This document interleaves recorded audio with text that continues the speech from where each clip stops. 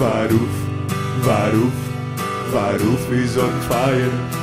Varuf, Varuf, Varuf is on fire. We don't need no euro, let the motherfucker burn. Burn, motherfucker, burn. Οι τόνοι ανέβηκαν στο Υπουργείο Οικονομικών. Ο Γιάννης Βαρουφάκης είπε όχι σε επέκταση του ελληνικού προγράμματος, όχι στην Τρόικα και όχι στα υψηλά πρωτογενή πλεονάσματα. Ο Γερουντάης Ελβήμα από την πλευρά του απέρριψε την πρόταση ευρωπαϊκής διάσκεψης για το χρέος. Έχουμε ήδη διάσκεψη και ονομάζεται Eurogroup, είπε και συμπλήρωσε.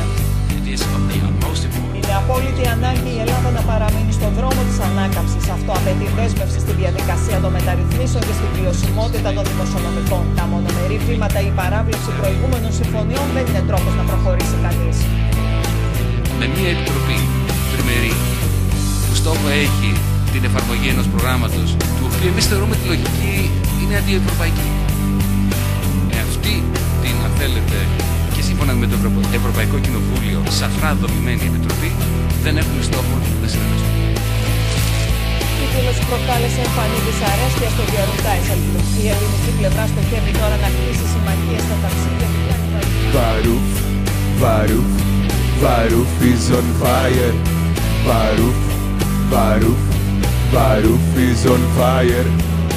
We don't need no euro, let the motherfucker burn.